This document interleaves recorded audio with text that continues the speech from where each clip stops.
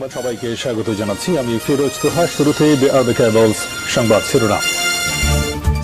বাংলাদেশের সর্বশেষ গুরুত্বপূর্ণ আপডেট সংবাদে আপনাকে স্বাগত। শুরুতেই সংবাদ শিরোনাম, পরে বিস্তারিত। শুরুতেই জানিয়ে দিব, যশোরের ডিসি অফিস ঘেরাও কঠোর কর্মসূচির হুঁশিয়ারি। ভবদহ এবং তৎসংলগ্ন বিল এলাকায় জলবদ্ধতা দূরীকরণ সহ বিভিন্ন দাবিতে যশোরের কালেক্টরেট ভবন ডিসি অফিসের সামনে অবস্থান কর্মসূচি দিয়েছে জেলার জলমগ্ন এলাকার বাসিন্দারা। এরপর জানিয়ে দিব, সাবেক মন্ত্রী সাবের হোসেন চৌধুরী গ্রেপ্তার। পরিবেশ, বন ও জলবায়ু পরিবর্তন বিষয়ক মন্ত্রণালয়ের সাবেক মন্ত্রী সাবের হোসেন চৌধুরীকে আজ গ্রেপ্তার করেছে ঢাকা মেট্রোপলিটন পুলিশ ডিএমপির গোয়েন্দা বিভাগ। এদিকে হাতের কবজি বিচ্ছিন্ন করে দেয়া হলো নুরুজ্জামানের। মুন্সিগঞ্জের গজারিয়ায় পূর্বশত্রুতার দ্বন্দ্বে হামলার ঘটনা ঘটেছে। এতে ধারালো অস্ত্র দিয়ে কুপিয়ে 4 জনকে গুরুতর জখম করা হয়েছে। এতে হাতের কবজি বিচ্ছিন্ন হয়ে যায় নুরুজ্জামান নামের একজনের। জানাবো, ভারত থেকে এলো 2,31,000 পিস ডিম, অপেক্ষায় আরও একটি চালান। বেনাপোল দিয়ে বাংলাদেশে এলো ভারত থেকে আমদানিকৃত ডিমের প্রথম চালানের 2,31,840 পিস ডিম, যা বাংলাদেশি টাকায় পড়েছে 5 টাকা 26 পয়সা প্রত্যেকটি ডিমের মূল্য। এবারে জানাবো, নারায়ণগঞ্জে যুবলীগ নেতা গ্রেপ্তার। নারায়ণগঞ্জের সিদ্ধিরগঞ্জে হত্যা মামলার আসামি যুবলীগ নেতা সাব্বির আহমেদ প্রধানকে গ্রেপ্তার করেছে থানা পুলিশ। এবং সর্বশেষ জানিয়ে দিব, আলহামদুলিল্লাহ, মাসের প্রথম 5 দিনে রেমিটেন্স এলো 42 কোটি মার্কিন ডলার, যা বাংলাদেশি টাকায় প্রায় 96,000 কোটি টাকা। এর আগে গত বছর একই সময় এসেছিল 32 কোটি 50 লক্ষ ডলার। এবার 10 কোটি ডলার বেশি এসেছে। শেখ হাসিনা পালিয়ে যাওয়ার পর বিদেশ থেকে রেমিটেন্স আগের থেকে অনেক অংশে বৃদ্ধি পেয়েছে। প্রিয় দর্শক, এতক্ষণ শুনছিলেন সংবাদ শিরোনাম, এবারে বিস্তারিত। তবে তার আগে বন্ধুরা, অনুরোধ থাকবে সংবাদটিতে একটি লাইক দিন। এই চ্যানেলে আপনি নতুন হয়ে থাকলে আমাদের সংবাদটি দেখতে দেখতে চ্যানেলটি সাবস্ক্রাইব করে রাখুন। কমেন্ট করে আপনার মূল্যবান মতামত জানিয়ে দিন বন্ধুরা, আপনি বিশ্বের কোন দেশ থেকে বা বাংলাদেশের কোন স্থান থেকে আমাদের সংবাদটি দেখছেন এবং শুনছেন। এবারে বিস্তারিত। যশোরের ডিসি অফিস ঘেরাও কঠোর কর্মসূচির হুঁশিয়ারি। ভয়াবহ এবং তৎসংলগ্ন বিল এলাকায় জলবদ্ধতা দূরীকরণ সহ বিভিন্ন দাবিতে যশোর কালেক্টরেট ভবন ডিসি অফিসের সামনে অবস্থান কর্মসূচি নিয়েছে জেলার জলমগ্ন এলাকার বাসিন্দারা। রোববার দুপুর 12টা থেকে ভবদ পানি নিষ্কাশন সংগ্রাম কমিটির ডাকে ব্যানার, ফেস্টুন ও লাঙল, মই ও আচর সহ অবস্থান কর্মসূচি শুরু করেন তারা। এ সময় ভবদবাসী পানি সরাও, মানুষ বাঁচাও স্লোগান দিতে থাকেন। দাবি আদায় না হওয়া পর্যন্ত এ আন্দোলন চলবে বলেও জানিয়েছে সংগঠনটির প্রধান উপদেষ্টা ইকবাল কবির জাহিদ। বৈষম্যবিরোধী ছাত্র আন্দোলনকারীরা এর আগে প্রেস ক্লাব যশোরের সামনে একই দাবিতে মানববন্ধন করে দাবি জানায়। তারা জানায়, দাবি আদায় না হলে সচিবালয় ঘেরাও করা হবে।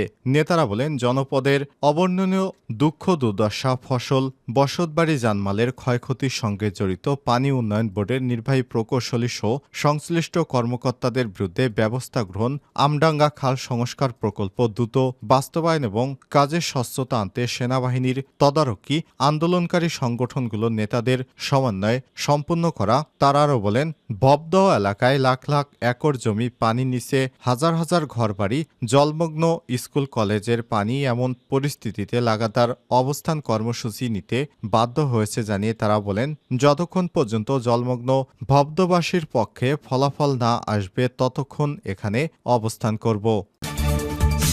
সাবেক মন্ত্রী সাবের হোসেন চৌধুরী গ্রেপ্তার। পরিবেশ, বন এবং জলবায়ু পরিবর্তন মন্ত্রণালয়ের সাবেক মন্ত্রী সাবের হোসেন চৌধুরীকে গ্রেপ্তার করেছে ঢাকা মেট্রোপলিটন পুলিশ ডিএমপি গোয়েন্দা বিভাগ। রোববার 6 অক্টোবর বিকেলে রাজধানীর গুলশান এলাকা থেকে তাকে গ্রেপ্তার করা হয়। ডিএমপির মিডিয়া অ্যান্ড পাবলিক রিলেশনস বিভাগের উপপুলিশ কমিশনার ডিসি মোহাম্মদ তালেবুর রহমান বিষয়টি নিশ্চিত করেছেন। এই কর্মকর্তা জানান, গোয়েন্দা পুলিশ ডিবির এক দল বিকেলে সাবের হোসেন চৌধুরীর গুলশানের বাসায় অভিযান চালায়। ওই অভিযানে তাকে গ্রেপ্তার করা হয়। পরিবেশ, বন ও জলবায়ু পরিবর্তন মন্ত্রণালয়ের সাবেক এই মন্ত্রীর বিরুদ্ধে একাধিক মামলা হয়েছে। বর্তমানে তাকে ডিবি কার্যালয়ে নেওয়া হয়েছে বলেও জানিয়েছে ডিএমপির মিডিয়া অ্যান্ড পাবলিক রিলেশনস বিভাগের ডিসি মোহাম্মদ তালেবুর রহমান।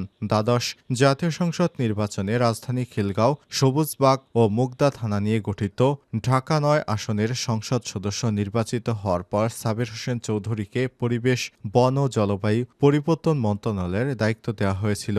এর আগে তিনি বাংলাদেশ ক্রিকেট বোর্ড বিসিবি সভাপতির দায়িত্ব পালন করেছেন। এছাড়াও আওয়ামী লীগ সভানেত্রী শেখ হাসিনা রাজনৈতিক সচিব হিসেবেও দায়িত্ব পালন করেন তিনি। উল্লেখ্য, গত ৫ই আগস্ট ছাত্র জনতার অভ্যুত্থানের পর পদত্যাগ করে ভারতে পালিয়ে যায় শেখ হাসিনা। আওয়ামী লীগ সরকারের পতনের পর আত্মগোপনে চলে যান দলটির নেতাকর্মী সহ সরকার দলীয় সাবেক এমপি মন্ত্রীরা। পরবর্তী আন্দোলন দমন এবং প্রাণহানির ঘটনায় শেখ হাসিনা ছাড়াও সাবেক এমপি মন্ত্রী আওয়ামী লীগের নেতাকর্মীদের বিরুদ্ধে রাজধানী সহ সারা দেশে একাধিক মামলা হয়েছে। এসব মামলায় ইতিমধ্যে কয়েকজনকে গ্রেপ্তারও করা হয়েছে। হাতের কবজি বিচ্ছিন্ন করে দেয়া হল নুরুজ্জামানের। মুন্সিগঞ্জের গজারিয়ায় পূর্বশত্রুতার দ্বন্দ্বে বাউল গানের আসর নিয়ে সংঘর্ষে হামলার ঘটনা ঘটেছে। এই সময় ধারালো অস্ত্র দিয়ে কুপিয়ে 4 জনকে গুরুতর জখম করা হয়েছে। এতে হাতের কবজি বিচ্ছিন্ন হয়ে যায় নুরুজ্জামান নামের এক যুবকের। এই ঘটনার পর স্থানীয়রা আহতদের ঘটনাস্থল থেকে উদ্ধার করে উপজেলা স্বাস্থ্য কমপ্লেক্সে নিয়ে গেলে প্রাথমিক চিকিৎসা শেষে অবস্থার অবনতি হলে জরুরি বিভাগে চিকিৎসক আশঙ্কাজনক অবস্থায় সবাইকে ঢাকা মেডিকেল কলেজ হাসপাতালে রেফার করেন। শনিবার 5ই অক্টোবর রাত 1:30টার দিকে উপজেলার বাউশিয়া ইউনিয়নের 14 কানিয়া এলাকায় এই দুর্ঘটনা ঘটে। পুলিশ এবং স্থানীয় সূত্র থেকে জানা গেছে, বসতবাড়ি সীমানা সংক্রান্ত বিষয় নিয়ে স্থানীয় ফজলু করিমের সঙ্গে বাসেত মিয়ার বিরোধ চলে আসছিল দীর্ঘদিন ধরে। সেই ঘটনার পূর্ব বিরোধের জের ধরে ফজলু করিম এবং তার স্বজনেরা পরিকল্পিতভাবে এ হামলার ঘটনা ঘটায়। এই ঘটনায় আহতরা হলেন নুরুজ্জামান 65, মুক্তার হোসেন 37, শাকিল 23 ও আমিন 14। বিষয়টি নিশ্চিত করেছেন গজারিয়া থানার officer in charge OC Mahbubur Rahman. তিনি জানান, পূর্বশত্রুতার জেরে প্রতিপক্ষের হামলায় এই দুর্ঘটনা ঘটে। এ বিষয়ে তদন্ত শুরু করেছে পুলিশ। পরবর্তীতে আহতদের অভিযোগ অনুযায়ী আইনগত ব্যবস্থা গ্রহণ করা হবে। এবার ভারত থেকে এলো 2,31,000 পিস ডিম। প্রবেশের অপেক্ষায় আরও একটি চালান।